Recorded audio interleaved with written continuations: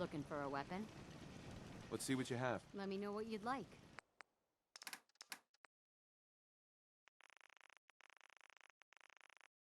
They say that the first million is the hardest one to get. They say that after that, it becomes easier. But 1 million might just be enough. More than a year has passed since the day Barren Wuffet came out of Vault 111. After experiencing the new Commonwealth in first hand, he was different. Despite all the dread and greed that he encountered, he never forgot his son and his goal. I'll find who did this, and I'll get Shaun back. I promise. He always tried to treat others fairly, and he grew to really appreciate his friends that accompany him in his endeavors. Even though being the capitalist type, the business he developed helped several people across the Commonwealth. After a year of hard work and constant effort, he was unable to find Shaun.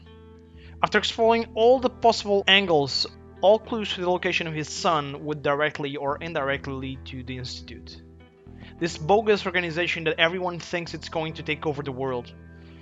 Frustrated by the results of this endless pursuit, Barren Wuffet passed on a message through his empire and workers.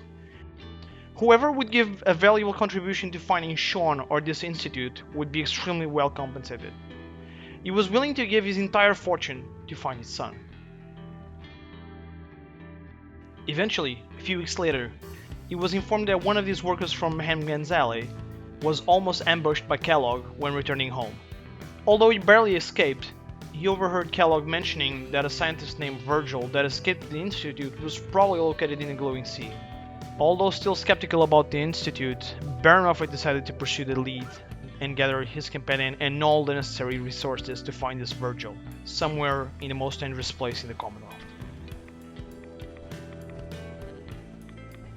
After several attempts, he was able to find a small cult living in the glowing sea, called the Children of Adam.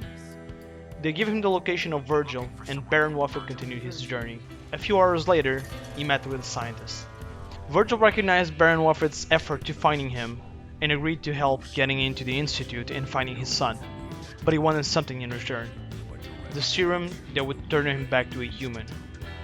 After agreeing to the terms, Barren Wuffet had one task in hand, to build a teleporter into the Institute. However, in order to do this, he needed a key component, a Courser's chip, and the only way to get it would be to kill a Courser. Barren Wuffet was not the best in combat, and he remembered how he failed to beat Kellogg before.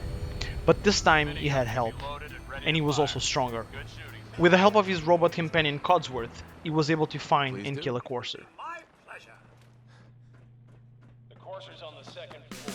Kill on for the lobby.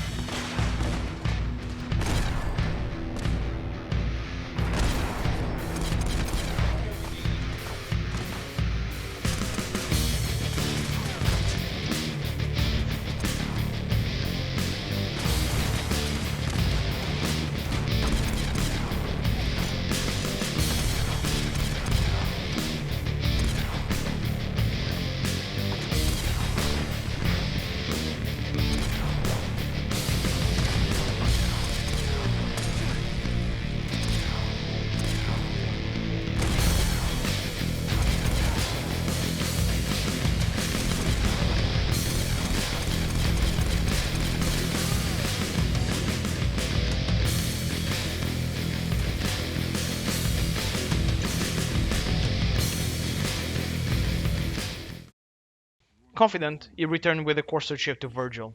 In order to build a teleporter, however, he had to once again call for help.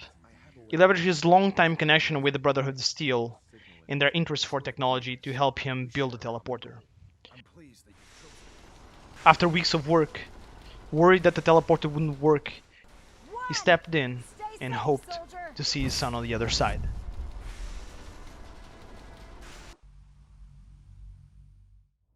Shaun. It's really you. Although his son was different than he expected, although he lost the chance of seeing his son grow, he was happy. Happy he sacrificed so much so he could see him again. Happy he sacrificed so much to finally feel complete. Barren Wuffet is not your typical hero. However, he was able to fight against all odds on his own in a corrupted world full of pain and despair. You realize he was now complete and whole, not thanks to money, but thanks to being able to recover what was left of his family. Finally feeling like the wealthiest man in the Commonwealth.